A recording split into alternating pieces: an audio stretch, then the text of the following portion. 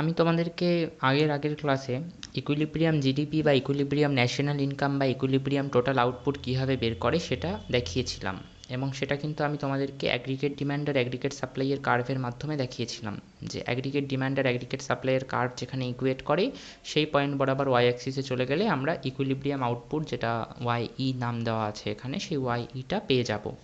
কিন্তু এই equilibrium national income বা ইকুইলিব্রিয়াম আউটপুট দুটো ভাবে বের করা যায়। সিম্পল কেনশিয়ান মডেলে দুটো ভাবে বের করা যায়, দুটো প্রসেসে বের করা যায়। একটা হচ্ছে অ্যাগ্রিগেট ডিমান্ড আর অ্যাগ্রিগেট সাপ্লাইয়ের কার্ভের মাধ্যমে, যেটাকে আমরা বলে থাকি aggregate demand aggregate supply approach. Aggregate demand aggregate supply approach, এবং সেই অ্যাপ্রোচটা আমি তোমাদেরকে কমপ্লিট করে দিয়েছি।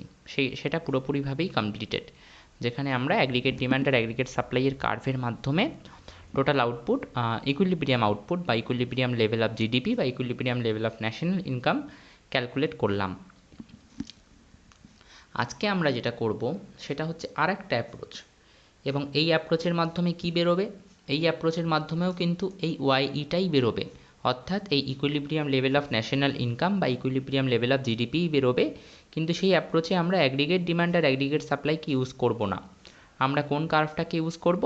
আমরা সেভিংস আর ইনভেস্টমেন্টের কার্ভটাকে ইউজ করব, এবং এই অ্যাপ্রোচটার নাম হচ্ছে savings investment approach. Savings investment approach. Okay, তো এই অ্যাপ্রোচে ইকুইলিব্রিয়াম কোথায় হয়? যখন আমরা অ্যাগ্রিগেট ডিমান্ড অ্যাগ্রিগেট সাপ্লাই পড়েছিলাম তখন ইকুইলিব্রিয়াম কোথায় হয়েছিল? যেখানে অ্যাগ্রিগেট ডিমান্ড আর অ্যাগ্রিগেট সাপ্লাই ইকুয়াল হতো। সেভিংস ইনভেস্টমেন্ট অ্যাপ্রোচে যেখানে সেভিংস আর ইনভেস্টমেন্ট ইকুয়াল হবে, অর্থাৎ সেভিংস কার্ভ আর ইনভেস্টমেন্ট কার্ভ একে অপরকে ইন্টারসেক্ট করবে, কাটবে, সেই পয়েন্টটাকেই আমরা বলবো ইকুইলিব্রিয়াম পয়েন্ট। ঠিক তোমাদের মনে আছে হয়তো অ্যাগ্রিগেট ডিমান্ড আর অ্যাগ্রিগেট সাপ্লাইয়ের ক্ষেত্রে কী হতো? যে পয়েন্টে অ্যাগ্রিগেট ডিমান্ড আর অ্যাগ্রিগেট সাপ্লাইয়ের কার্ভ একে অপরকে কাট করতো সেই পয়েন্টটাকে আমরা ইকুইলিব্রিয়াম বলতাম। ঠিক এরকম সেখানে মানে এই কেসেও সেভিংস আর ইনভেস্টমেন্টের কার্ভটা যেখানে একে অপরকে কাট করবে সেই পয়েন্টে ইকুইলিব্রিয়াম হবে। ওকে, এবার অ্যাগ্রিগেট এক্সপেন্ডিচার বা যেটাকে আমরা বলে থাকি অ্যাগ্রিগেট ডিম্যান্ডও, এটা আমি তোমাদেরকে অলরেডি প্রিভিয়াস ক্লাসে করিয়েছি। সেটাকে আমরা কনজাম্পশন প্লাস ইনভেস্টমেন্ট দিয়ে লিখতে পারি, প্লাস গভর্নমেন্ট দিয়েও লিখতে পারি, কিন্তু আমরা এখানে গভর্নমেন্টটা আনছি না। গভর্নমেন্টের তিনটে সেক্টরকে আমরা ধরছি না, মাত্র দুটো সেক্টরকেই ধরছি। Two sector. কোন দুটো সেক্টর? একটা সেক্টর হচ্ছে কনজাম্পশন করছে হাউসহোল্ড, আর একটা সেক্টর হচ্ছে ফার্ম বা প্রডিউসার। হাউসহোল্ড কী করে? কনজাম্পশন। ফার্ম কী করে? ইনভেস্টমেন্ট। তাহলে সেই কারণে সি প্লাস আই লেখা আছে, প্লাস জিটা লেখা নেই, কারণ গভর্নমেন্টকে আমরা ধরছি না। আর তাহলে এটা কোন সাইড দিয়ে লেখা হলো? এটা কিন্তু লেখা হলো এক্সপেন্ডিচার সাইড দিয়ে। মনে করে দেখো, এক্সপেন্ডিচার সাইড দিয়ে অলরেডি প্রিভিয়াস ক্লাসে করিয়েছি। এটা বুঝতে না পারলে প্রিভিয়াস ক্লাসের রেকর্ডিং দেখতে হবে, আমার কিচ্ছু করার নেই এখন। আর এটা আর বলার বোঝানোর মতো মানে সময় নেই আর। আর এইটা Y equals to C plus S, consumption plus saving. এটাও ওয়াই, এটাও ওয়াই, এটাও কিন্তু ওয়াই।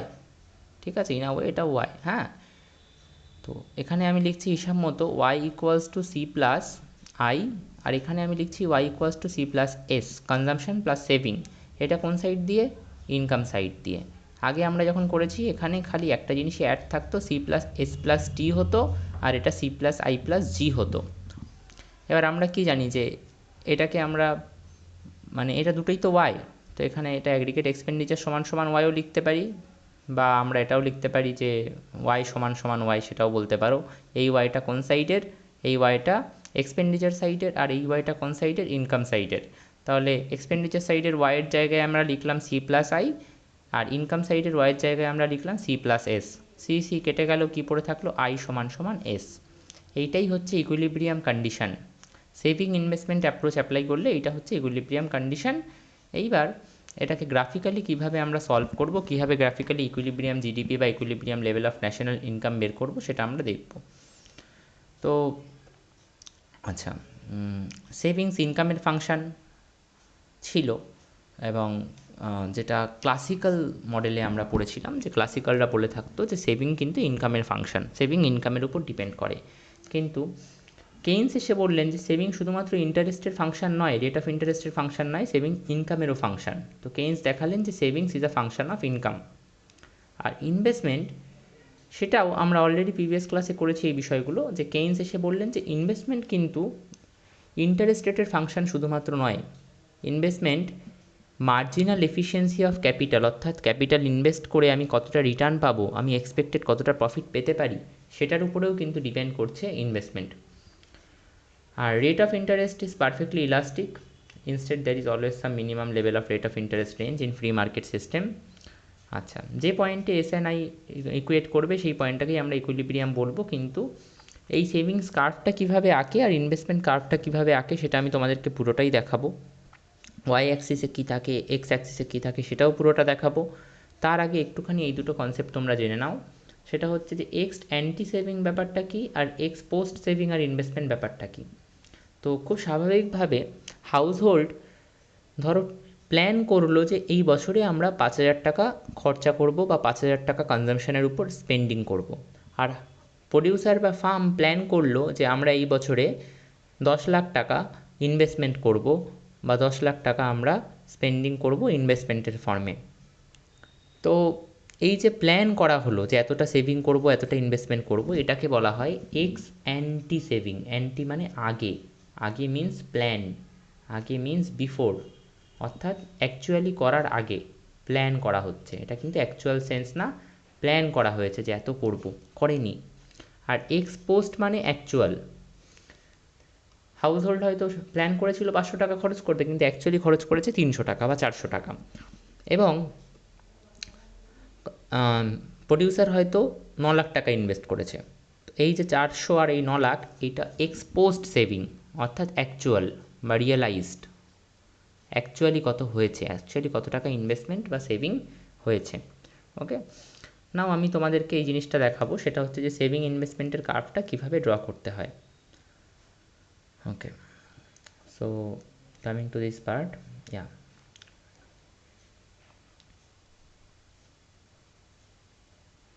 আচ্ছা সরি,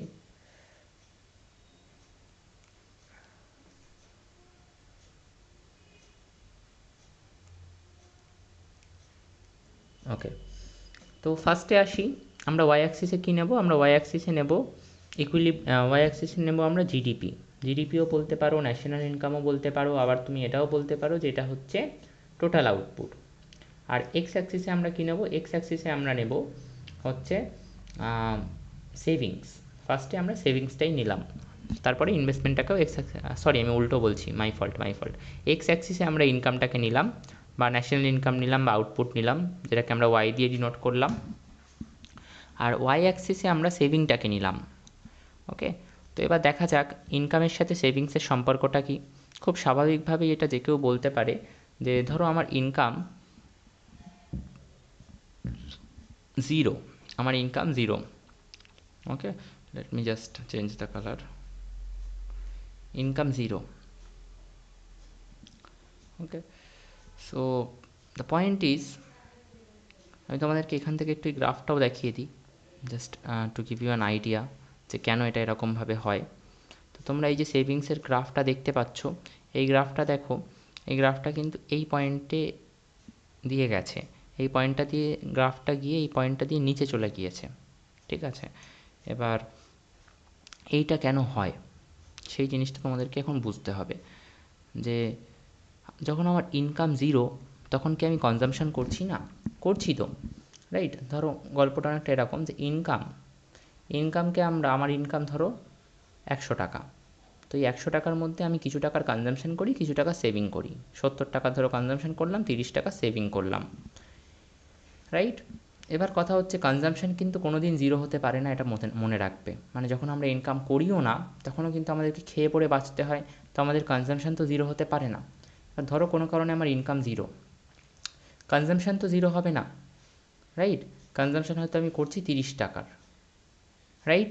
এইবার এই 30 টাকাটা আসছে কোথা থেকে? আমি আমার সেভিংটাকে ডিসেভ করছি। সেভিংটাকে ডিসেভ করছি মানে আমার যে সেভিংটা ছিল সেই সেভিংটাকে ভাঙিয়ে আমি খাচ্ছি।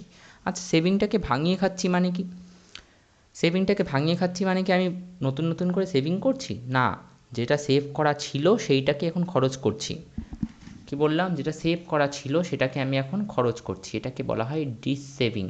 যে আমি হয়তো 500 টাকা জমিয়ে রেখেছিলাম, 500 টাকা সেভ করে রেখেছিলাম, সেই 500 টাকা এখন আমি খরচ করব।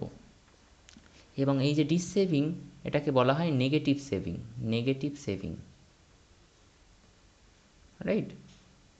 মানে আগে হয়তো আমি 30 টাকা সেভ করছিলাম 100 টাকা ইনকামের মধ্যে থেকে, কিন্তু এখন এই মুহূর্তে আমি 30 টাকা কী করছি, 30 টাকা নেগেটিভ সেভ করছি। নেগেটিভ সেভ করছি মানে 30 টাকা আমার সেভ করা ছিল, সেটাকে বের করে আমি এখন খরচা করছি।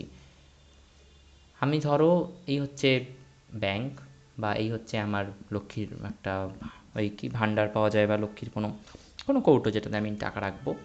তো এইটাতে আমি যখন আমার 100 টাকা ইনকাম ছিল, তখন আমি 30 টাকা এটাতে রেখে দিচ্ছিলাম। আর যখন আমার ইনকাম জিরো, কোনো কারণে ধরো আমার ইনকাম জিরো, আমি এই 30 টাকাটা এই ভাণ্ডার থেকে বের করে নেব। তো এটাকে বলা হয় +30। আমি সেভ করছি, এই সেভিংটাকে বলা হয় পজিটিভ সেভিং +30। আর এই 30 টাকা আমি এই ভাণ্ডার থেকে বের করে নিলাম, এটাকে বলা হয় -30 বা নেগেটিভ সেভিং বা ডিসসেভিং। ওকে? তো এইখানে এই সেভিংটা কী হয়ে যাবে, 30 টাকা আমি কনজাম্পশন করছি, কোথা থেকে আনছি 30 টাকা? 30 টাকা তো আমার থাকার কথা না, আমার তো নেই এই 30 টাকা। তাহলে 30 টাকা আসছে কোথা থেকে? এই 30 টাকা কিন্তু এই নেগেটিভ সেভিং থেকে আসছে। আমার যে সেভ করা ছিল আগের যত টাকা, সেই টাকা থেকে আসছে। তো 30 - 3 হয়ে যাবে 0। Okay? So this is the entire concept. এইবার ভাবো যে ইনকাম যদি 0 হয় তখন আমার সেভিং কী হবে? ইনকাম 0 মানে আমি কনজাম্পশন তো করছি কিছু না কিছু, সেভিংটা কিন্তু তখন নেগেটিভে আছে। সেভিংটা কিন্তু নেগেটিভে আছে, কারণ তখন আমি সেভ তো করতে পারছিই না। ইনকাম তো জিরো, সেভ তো কিছু আমি করতেই পারছি না, উল্টে যে সেভিংটা আছে সেটা ভাঙিয়ে খাচ্ছি। তো সেভিংটা আমার নেগেটিভে যাচ্ছে, আরও কমছে, সেভিংটা নেগেটিভ হয়ে যাচ্ছে, নেগেটিভ সেভিং হচ্ছে। তো সেভিং হয়তো -20। আবার ইনকাম যখন 30 হলো, তখন হয়তো আমার সেভিং হলো 10। ইনকাম যখন 50 হলো, সেভিং হয়তো হলো 20। এইভাবে চলছে। এইবার এই গ্রাফটা কোথা থেকে স্টার্ট হবে, সেইটা একটা খুব সুন্দর একটা বিষয় এবং খুব ক্লাসিক্যাল একটা আইডিয়া। এবং 4টে অ্যাক্সিস থাকে আমরা জানি গ্রাফে, right? Now my point is, প্রথম পয়েন্টটা কি, 0, -20। ওয়াইটা 0 মানে, ওয়াইটা 0 মানে হচ্ছে ইনকামটা 0, তাহলে 0-র এখানে আসলাম। -20, +20 হলে সেভিং অ্যাক্সিসে আমি উপরের দিকে এখানে +20-তে যেতাম, কিন্তু এটা -20 মানে আমি সেভিং অ্যাক্সিস যেটা নিচের দিকেও গেছে, সেই নিচের দিকে সেভিং অ্যাক্সিসে আমি -20 অবধি যাব। তাহলে পয়েন্টটা, এই পয়েন্টটা যেটাকে আমি বলছি 0, -20। তারপরের পয়েন্টটা কি, 30, 10 কোথায়, ওয়াই 30, ধরো 30 এখানে, 10 এখানে, তাহলে তারপরের পয়েন্টটা এখানে, রাইট? তারপরের পয়েন্টটা 50, 20। এবার আমি আগের দিন এটা বলেওছি যে একটা ভেরিয়েবল বাড়লে যদি অন্য ভেরিয়েবলটা রাইজ করে, তাহলে একটা পজিটিভলি স্লোপড আপওয়ার্ড স্লোপিং একটা কার্ভ হয়। তো এখানে তুমি দেখতেই পাচ্ছ ওয়াই যেই বাড়ছে, 0 থেকে 30 হলো, সেভিংও বেড়ে -20 থেকে +10 হয়ে গেল। ওয়াই 30 থেকে 50 হলো, সেভিং 10 থেকে 20 হলো। তাহলে ইনকাম যেই বাড়ছে, সেভিংসও কিন্তু বাড়ছে। তাহলে এই কার্ভটা কীরকম দেখতে হবে? এই কার্ভটা একটা আপওয়ার্ড স্লোপিং কার্ভ হবে, কিন্তু কার্ভটা কোথা থেকে স্টার্ট হবে সেটা জেনে রাখা দরকার। কার্ভটা স্টার্ট হবে কিন্তু এই জায়গা থেকে। কার্ভটা কোথা থেকে স্টার্ট হবে? এই জায়গা থেকে। বোঝা গেল? এবং এই কার্ভটার আমি কী নাম দিলাম? সেভিংস। এবার আশা করি তোমরা বুঝতে পেরেছো যে আমি কেন এই কার্ভটা তোমাদেরকে দেখিয়েছিলাম তখন, এবং এই কার্ভটা এবার আশা করি তোমরা মেলাতে পারছো যে কেন এই কার্ভটা নিচে চলে গিয়েছে। এবং এখানে আঁকাটা সম্ভব হয়নি, কিন্তু এই কার্ভটা কিন্তু নিচে গিয়ে এরকম একটা জায়গায় এই সেভিং অ্যাক্সিসটাকে টাচ করেছে। বোঝা গেল? এবার আসি ইনভেস্টমেন্টের কথা। তো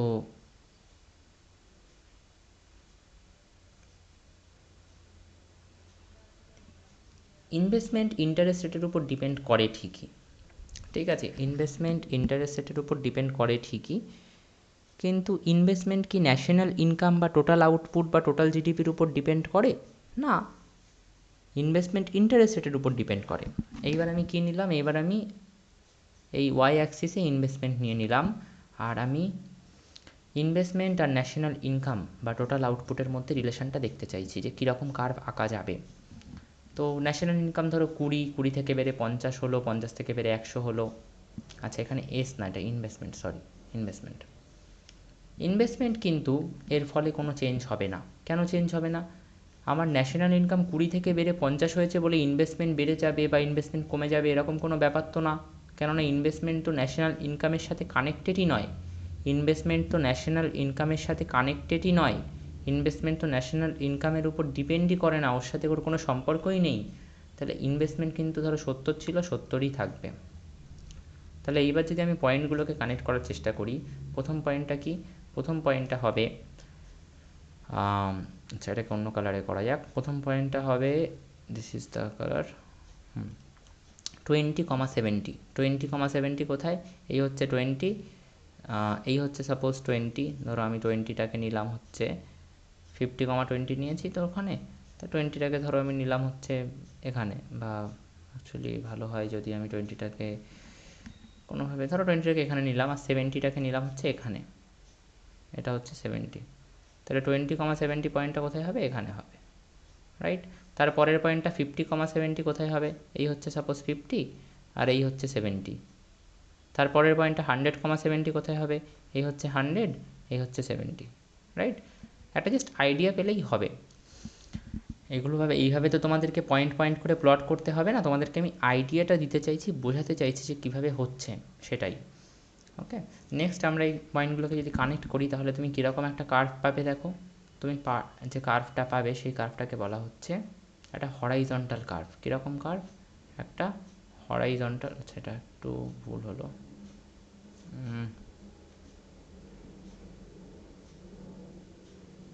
আরেকবার আমি ড্র করছি, 1 মিনিট।